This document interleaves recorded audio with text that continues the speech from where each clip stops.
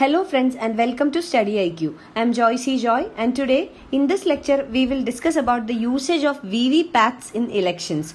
So recently the Election Commission of India has announced that there will be 100% usage of VVPATs during the upcoming Lok Sabha elections.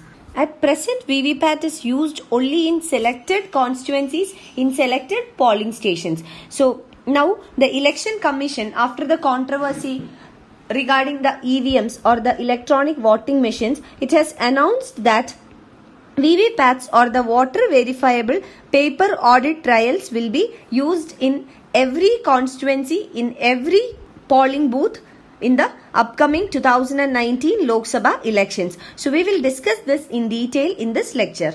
But before we begin, I'd like to say that StudyIQ is providing pen drive courses for all competitive examinations including SSC, bank courses, UPSC optionals, SSC JE courses, teaching courses, railway courses, defense examination, RBI grade D, NABARD grade A examination, UGC NET, UPSC Civil Services Examination, law examinations including CLAT entrance exam, various state PSCs and also for various professional courses. Please visit our website www.studyiq.com for more details or make a call to any of these numbers for more information. So let us start.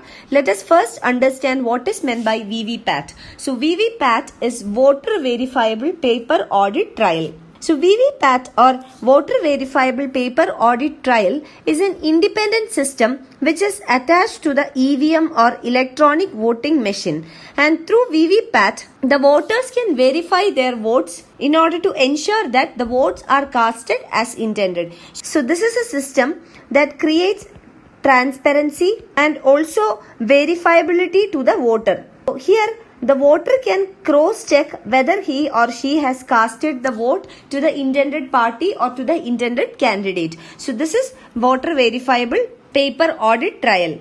Now how does this work? When a vote is cast, a slip is printed on the VVPAT printer, and this slip will contain the serial number, name and symbol of the candidate voted. So this slip which the VVPAT makes, this is visible to the voter for a certain seconds. It is for 7 seconds. So for 7 seconds, the voter can see this paper slip which contains the serial number, name and symbol of the candidate for which the voter has voted. So this is visible through a transparent window. And after this 7 seconds, the printed slip automatically gets cut and it will fall into a sealed drop box. So the slip will not go to the voter, but instead it will fall into a transparent and sealed drop box. And these prints which are available in the drop box, if there is a need after the counting of the votes, these printouts also can be counted in order to cross-check the results. So it will allow or enhance the facility of cross-checking as well. So as a summary, we can say that the EVMs or the electronic voting machines currently display only the total number of votes polled, and followed by that the votes secured by individual candidates. So EVMs will display total number of votes polled and individual votes or votes of individual candidates. But on the other hand, VVPATs, they provide an opportunity to the voters in order to see a printout which can contain the name and the symbol of the party for which the voter has casted his or her vote. So this will help the voter to verify whether the vote was casted properly. So in a VVPAT system, there is a chance for verifiability by the voter, and it also enhances transparency. And when the results are declared or after the counting, if there is any controversy, the slip which is printed by the VVPAT machine can be used for cross-checking the number of votes a candidate has secured.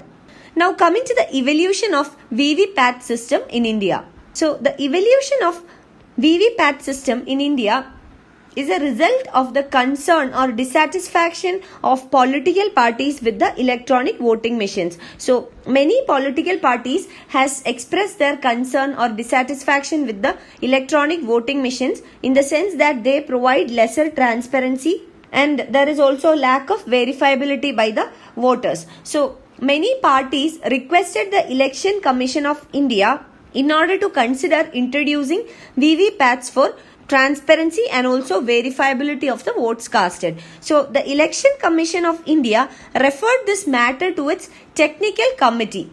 So the technical committee on EVMs had to examine this matter, and it had made certain recommendations to the Election Commission of India. So it made a recommendation that VVPAT would increase the transparency and verifiability in elections.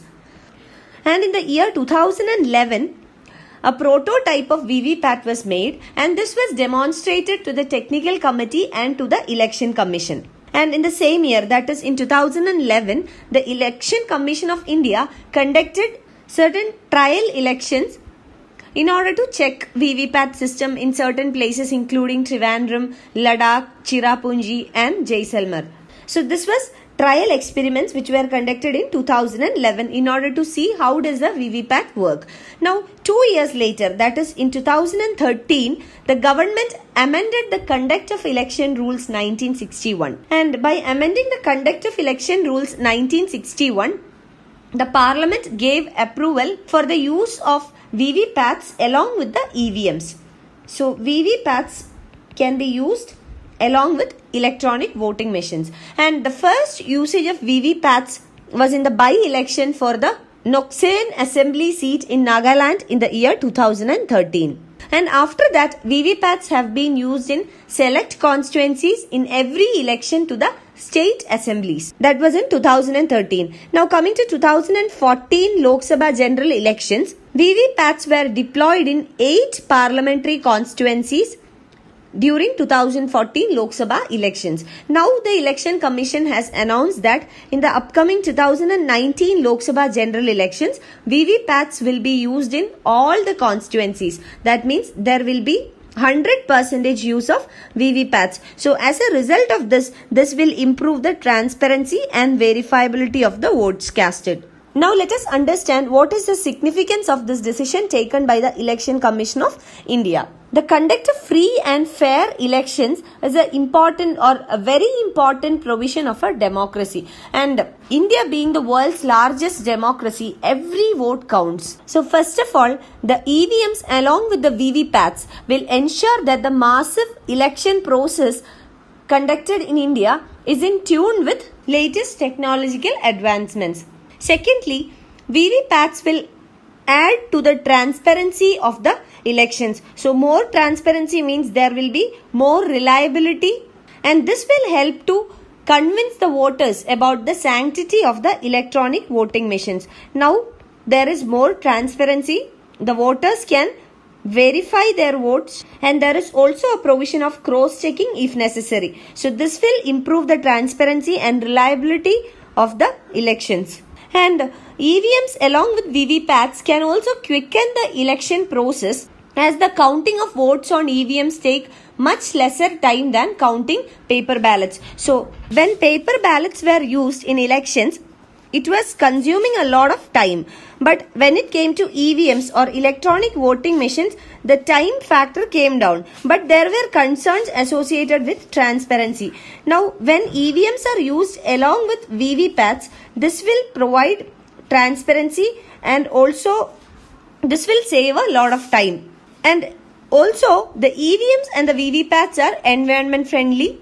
They use very little paper compared to paper ballots. So these are all some of the important advantages of EVMs along with VVPATs compared to paper ballots. So EVM was a better option, and that is why Election Commission opted for EVMs. But EVMs came with a lot of controversies or concerns. So in order to address these concerns, VVPATs can be used along with the EVMs. And now the Election Commission of India has decided that in the upcoming 2019 Lok Sabha elections, there will be 100% use of electronic voting machines along with VVPATs. So earlier VVPATs were used only in select constituencies. Now in all constituencies, in all polling stations, VVPATs will be used along with the EVMs. You can find the PDF of this lecture on my Facebook page, and for any queries regarding your UPSC preparations, you can get in touch with me on my Facebook page, or you can email me at joyce.studyiq@gmail.com. Thank you.